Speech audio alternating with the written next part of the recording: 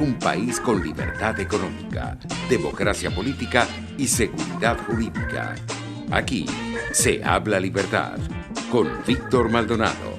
Solo por rcr.tv, la radio que se ve.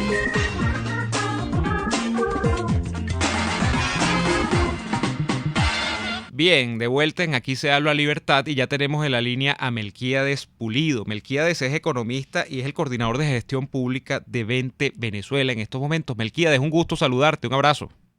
Buenos días, doña Mario. Muchas gracias por la invitación. No, gracias a ti por acompañarnos. Melquíades, lo primero es que ayer Maduro ha postergado ya oficialmente el estado de emergencia por 30 días más. Y entonces yo hablaba en la primera parte de las 1000 teorías de la conspiración de por qué esto es así. En teoría, en un país normal, se supone que si uno posterga una cuarentena, lo hace en virtud de que todavía no ha logrado controlar la pandemia, el virus, ¿no? Y eso es lo que hacen en países de Europa, eso es lo que se hace en los Estados Unidos, eso es lo que se hace en cualquier país normal. Sin embargo, en Venezuela, como hay unas pequeñas particularidades que nos hacen distintos de los países normales, como por ejemplo, que aquí haya gente peregrinando semana y semana por el tema de la gasolina, empiezan las teorías de la conspiración. Y la gente dice, bueno, una de las cosas que me hace pensar que Maduro está postergando la cuarentena es porque no quiere que todo el mundo salga de su casa y no ha logrado atajar el tema de la gasolina. Te pregunto, Melquíades, ¿a qué crees que obedece esta ampliación de la cuarentena? ¿Hay motivaciones más profundas que solo el hecho de servir de perfil o de cordón profiláctico frente al COVID-19? ¿Hay otras cosas por allí en el ambiente? ¿Qué nos cuentas, Melquíades? Mira, primero que todo, yo no soy economista, pues me gradué de economista, pero no soy un estudioso de la economía, soy un curioso de la economía desde el punto de vista de un empresario que trata, que ya está jubilado, por cierto, y retirado, y trata de entender cuáles son las variables que pueden afectar el comportamiento del emprendimiento, del empresariado, que va desde un perro calientero, evidentemente, a una gran planta industrial. Bueno, en descargo de cualquier dirigente de un país, ante una situación de incertidumbre, de no saber de qué se trata esta situación inédita, lo primero que se hace es, bueno, déjame tomar algún tipo de medidas. Si vimos diferentes puntos de vista, uno es cerrarse y otro es abrirse. Lo vimos en Inglaterra, por ejemplo, como la reacción inicial fue abrirse, otros países quisieron, déjame cerrar mi economía, hasta entender qué está pasando o qué puede estar pasando. Pero lo otro responsable es decir, bueno, déjame prepararme para ver cómo salgo de esto y cómo minimizo los costos. Y ya vamos a ver el tema de los costos. Uno es cómo se desarrollan, se sabía desde el principio que las vacunas iban a ser de largo plazo, pero medicamentos, cómo me adecuo mi red de atención, de salud a esos posibles casos, y de esa información aquí no tenemos nada. Número de camas, cuándo empezamos y cuántas tenemos ahora, respiradores, centros de atención intensiva. De eso no tenemos ningún tipo de información, así como no la tenemos nada. Entonces nosotros estamos trabajando en un ambiente de opacidad. Ahora, dicho esto, evidentemente hay unos costos en vidas por efectos de una enfermedad, pero también hay otros costos en vidas por efectos de la situación económica del país. Entonces, o yo me espero en mi casa esperando a la muerte, que es segura por hambre, o sencillamente me arriesgo ante una muerte probable que esté allá afuera. Yo la verdad que en este tema no entiendo, como creo que muy poca gente entiendo qué está pasando en Venezuela. Por ejemplo, fui el sábado a comprar queso y el hijo del dueño del puesto en el mercado me dice, ¿usted conoce a alguien que sepa de alguien que se ha enfermado directamente con nombre y apellido? Le dije, oye, la verdad que no. ¿Y algún muerto? Tampoco. Entonces, claro, cada quien saca sus estadísticas, pero sí, por alguna razón, yo no sé si es por temperatura, yo no sé si es por la humedad, yo no sé si es porque no sé, la vacuna de la tuberculosis nos está funcionando, o porque sencillamente estamos inmunizados ante muchos pandemias o virus y bacterias, pero la verdad que pareciera que la incidencia luce relativamente pequeña. Ahora, el tema de costos, esto es bien importante porque tú mencionabas el tema de la gasolina.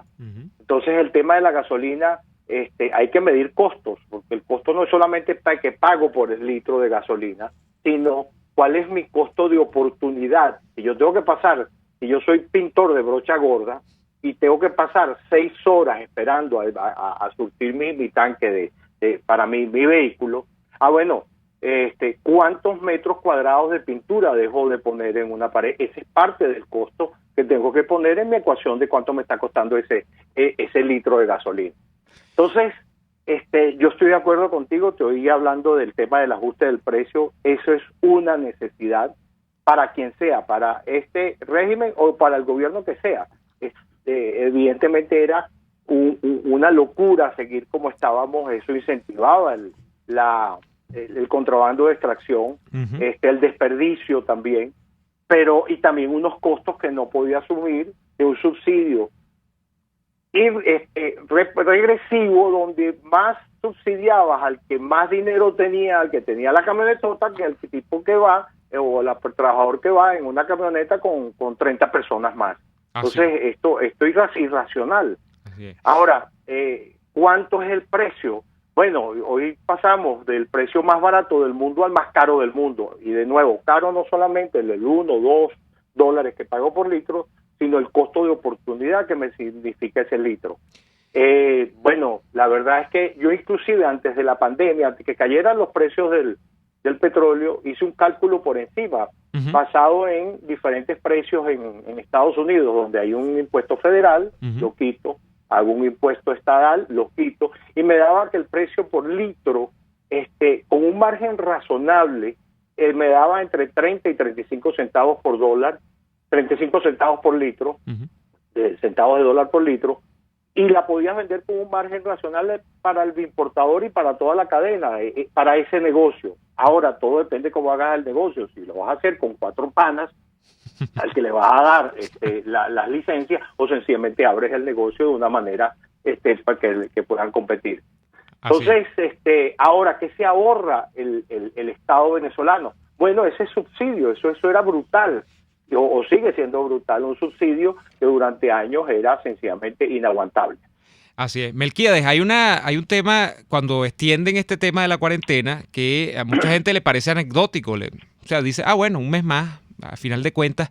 Y es que ocurre, o yo siento que en Venezuela, y ojo con lo que voy a decir, no es que estoy diciendo que la gente no trabaje, ni que no sea trabajadora, sino que en Venezuela el trabajo como hecho productivo, de alguna manera que saque adelante al país, está muerto. O sea, Venezuela no exporta nada de significación más allá de petróleo, y bueno, y fíjate ahora con las restricciones de las sanciones petroleras, por ejemplo, norteamericanas, ni siquiera el petróleo se está comercializando en buena lid en el mundo, ¿no? Sino a través de trasiegos y cosas raras, si es que acaso se está comercializando.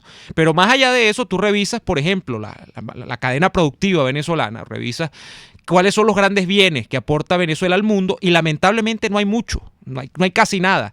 Y dentro del país, bueno, el empleo se ha destruido totalmente, no solamente desde el punto de vista salarial, sino del propio hecho mismo de la fabricación de bienes y servicios. Entonces, en Venezuela quizá no entendemos, Melquíades, que 30 días de un país parado sí significa mucho para un país que produce. Y estoy hablando de países de Europa, estoy hablando de los Estados Unidos, y por eso que se critica tanto a Trump, cuando Trump cada vez que sale y dice, bueno, hay que volver, así sea progresivamente, al trabajo, hay que volver a abrir las fábricas. Pero en Venezuela como que no, Melquíades, ¿no? En Venezuela como que nosotros nos tomamos esto a la torera, ¿sí? Porque realmente pareciera que en Venezuela se arrasó en 20 años con todo el aparato productivo, ¿no te parece?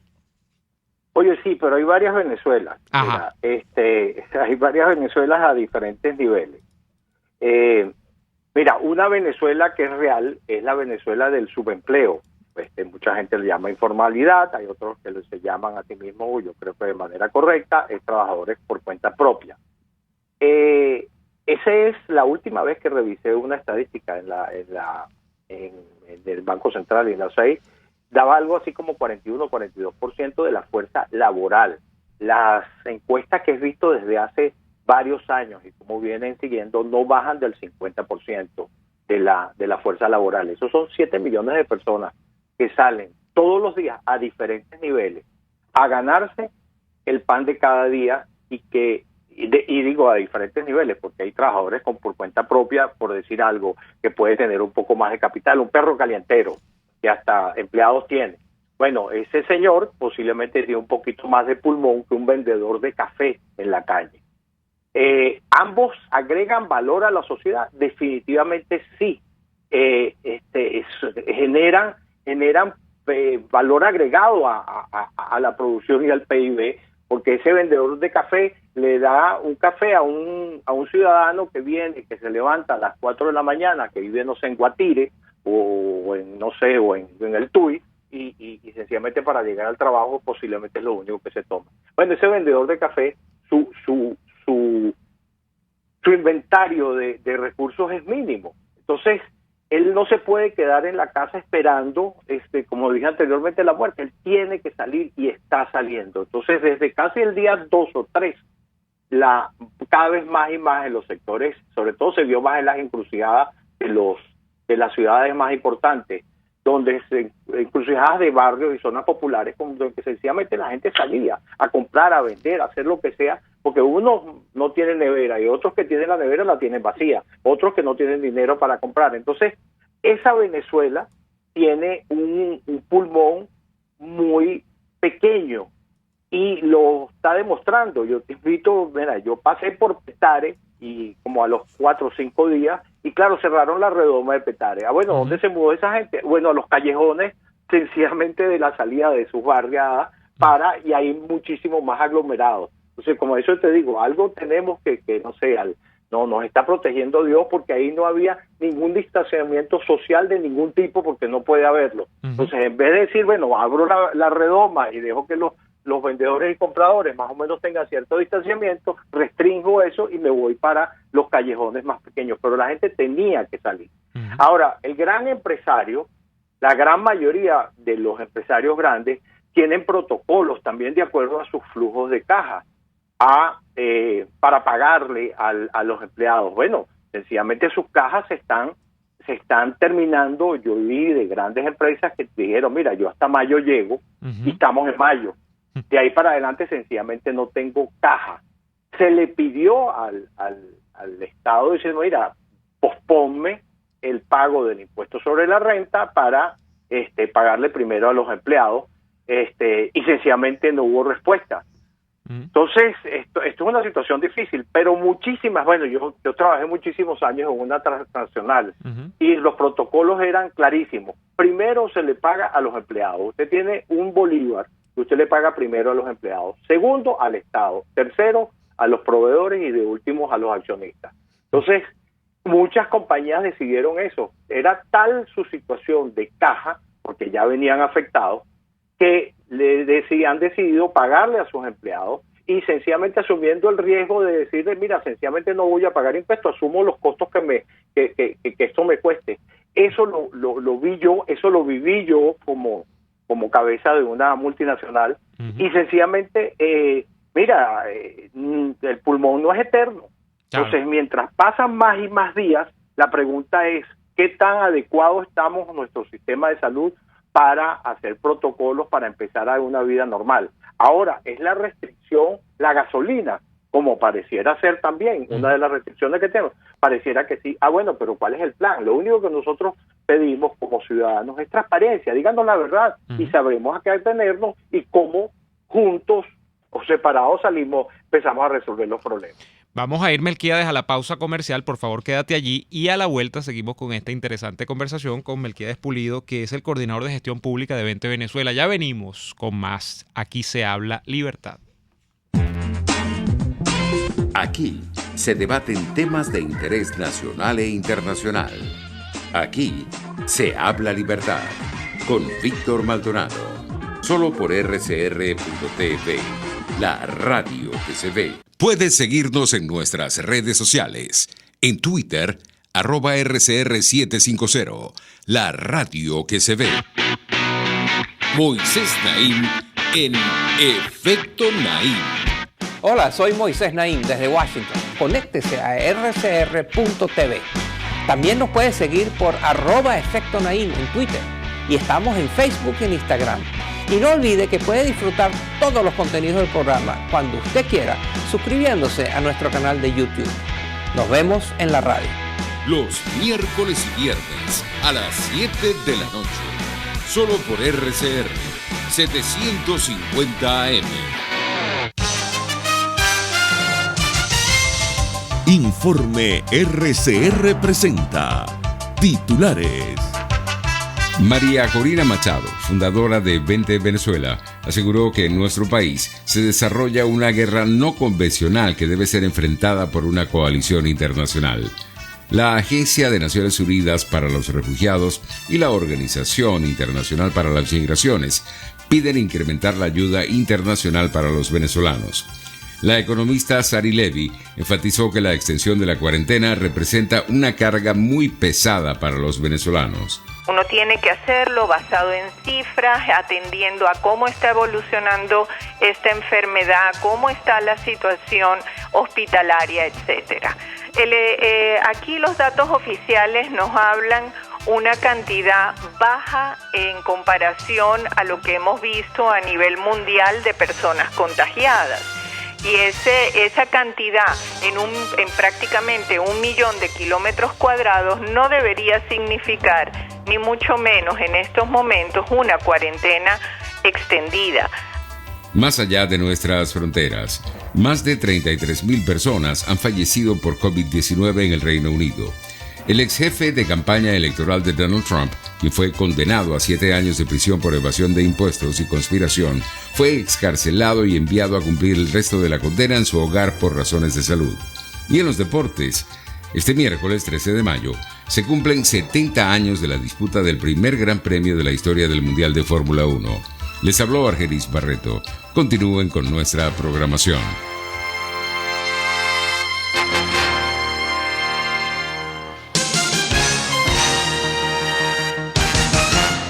¿Vas a emigrar a otro país? Trámites Legales Express. Expedimos, legalizamos y apostillamos tus documentos para el exterior. 0424-249-0332. Pregunta por Salvatore y l'originale. Trámiteslegalesexpress@gmail.com. La solución en tus manos.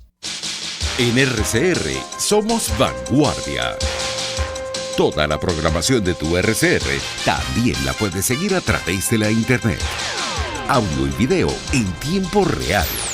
Noticias y mucho más. No te pierdas ni un segundo de nuestra programación. No hay excusa ni cadena que valga para que dejes de escucharnos.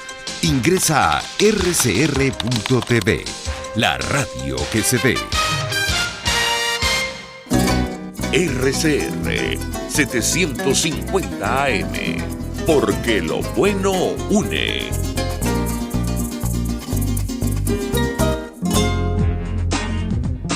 Ideas para alcanzar un país con libertad económica, democracia política y seguridad jurídica. Aquí se habla libertad con Víctor Maldonado. Solo por rcr.tv, la radio que se ve.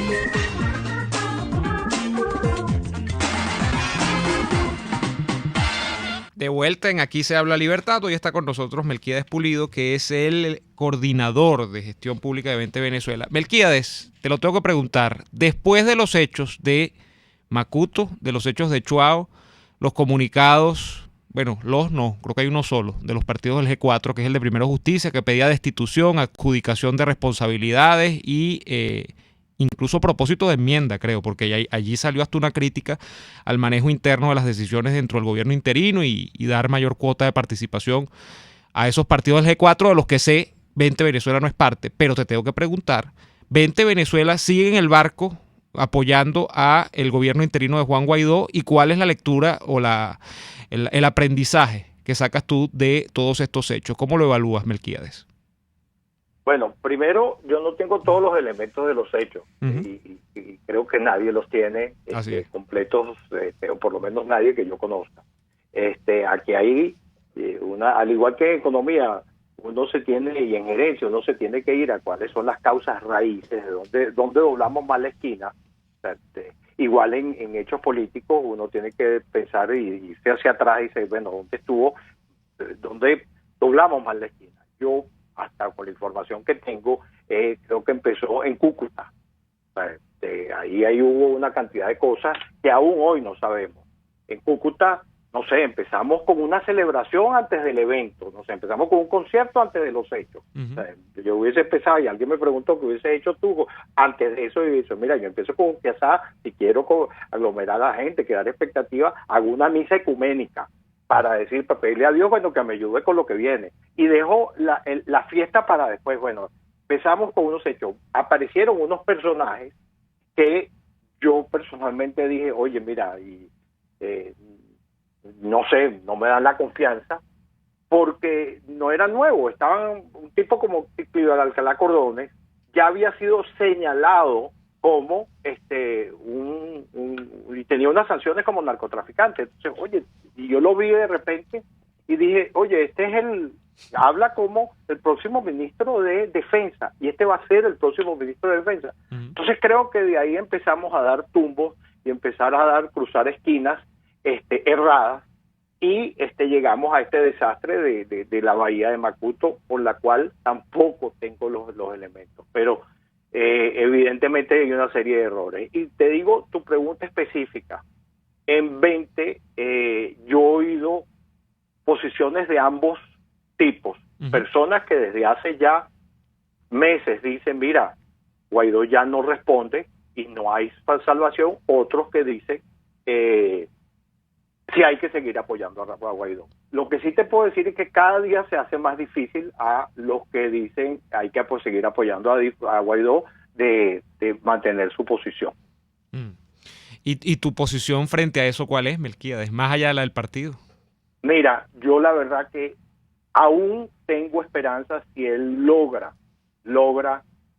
desvincularse. No hablamos del G4, no, de asumir su rol como presidente de la República. Y eso quiere decir, bueno, hacer lo que debe hacer. Y lo primero que creo que debe ser es decir, no, mire, señores, la ruta es electoral o la ruta es sencillamente por la fuerza. Y si la ruta es por la fuerza, definir si él considera, creo que ya ha asomado que solo no podemos.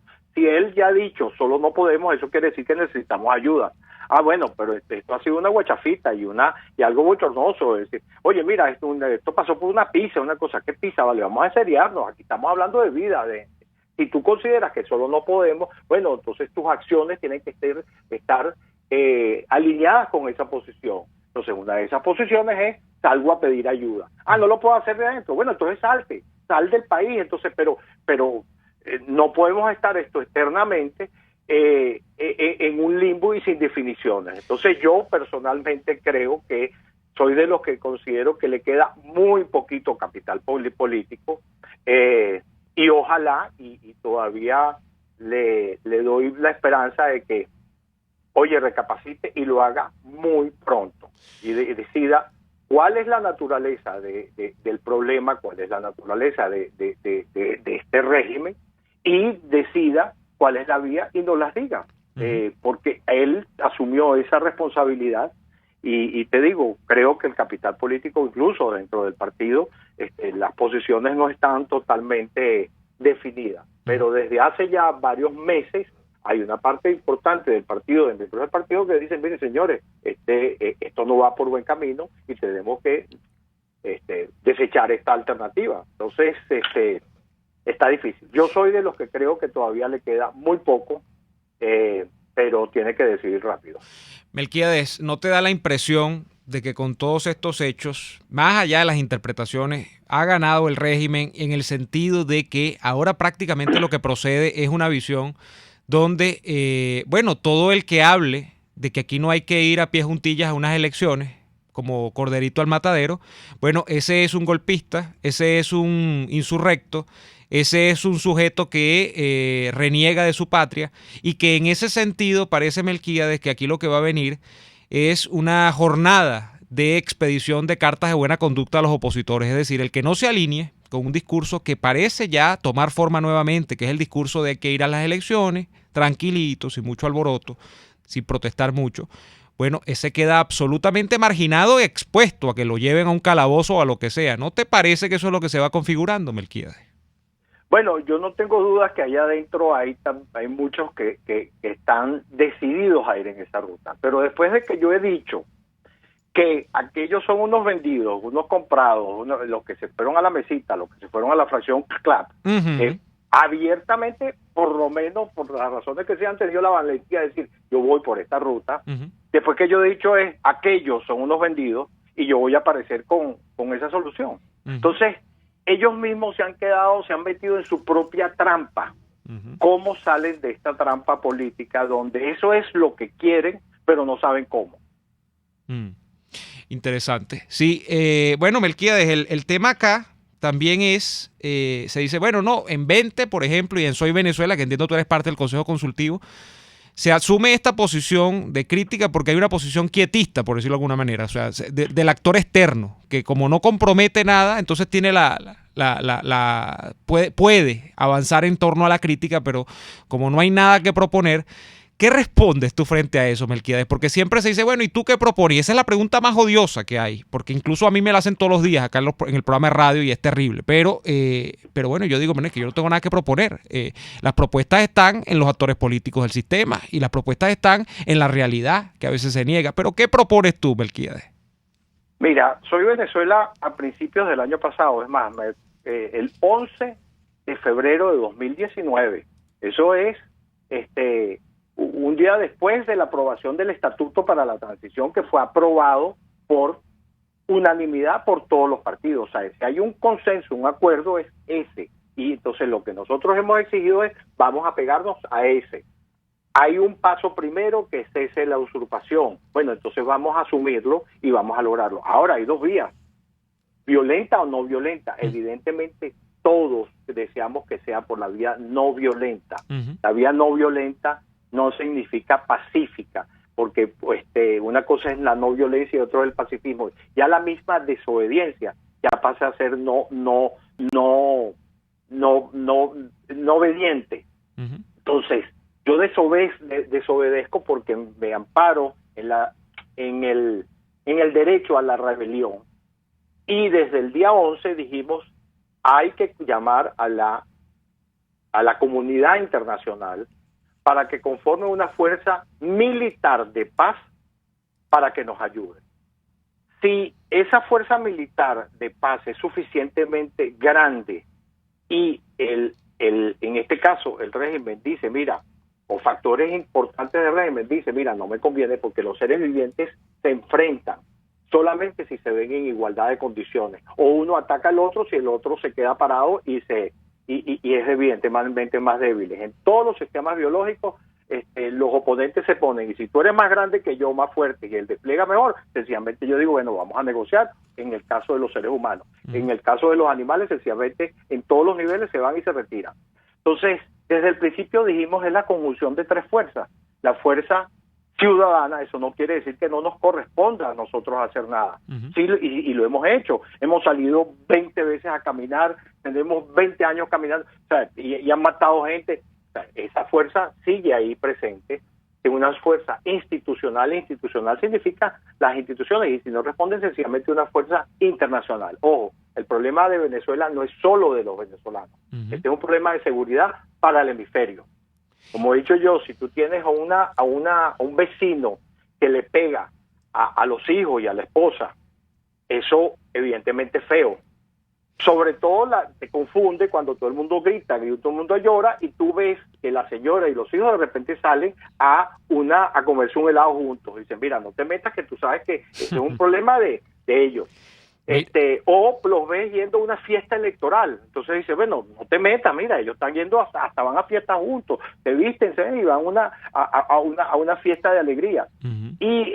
Pero es diferente cuando ese señor, aparte de es narcotraficante, y ese señor tiene relaciones criminales, y los hijos de ese señor te van a pedir comida a tu casa, como es el caso. Entonces ya es un problema que trasciende el problema doméstico y es un problema de la comunidad, del vecindario. Y a eso es lo que desde el principio hemos apelado. Si hay una responsabilidad a de defender a unos ciudadanos que están siendo afectados, pero también es una responsabilidad de defender su propia seguridad. Finalmente, Melquíades, yo comparto contigo eso del problema no solamente doméstico, sino en todo el vecindario. Pero la pregunta que tiene mucha gente, porque puede surgir incluso la desesperanza, es a propósito del interés de esa comunidad internacional, que vamos a ponerle nombre y apellido para lo que nos interesa a nosotros, los Estados Unidos. ¿Tú crees que los Estados Unidos, con los últimos acontecimientos, se van a desestimular del caso Venezuela, por decirlo de alguna manera, que lo van a soltar? ¿Qué crees tú de esto? Bueno, mira, yo lo que sí sé, hay un dicho venezolano que es el que quiere besar busca la boca. A mí es que me corresponde salir a buscarlo. Si me lo van a dar, si lo van a hacer, bueno, eso es otra cosa, eso no lo sé.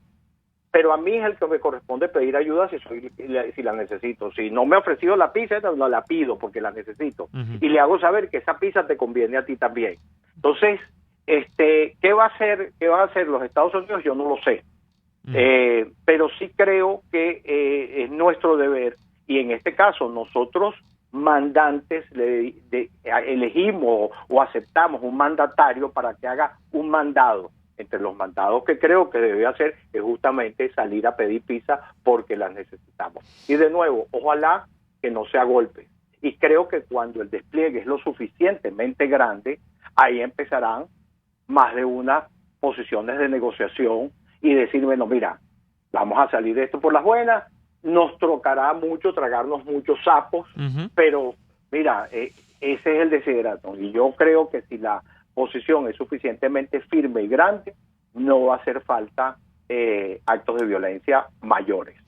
Melquíades, te agradezco muchísimo por haberme acompañado en el mediodía de hoy. Un gran abrazo. Muchas gracias, es todo un gusto. Era Melquíades Pulido, economista, que no le gusta que le digan economista, coordinador de gestión pública de Vente Venezuela. Esto fue Aquí se habla libertad. Hoy en esta suplencia a mi querido Víctor Maldonado. Nos vemos en una próxima ocasión. Hasta entonces.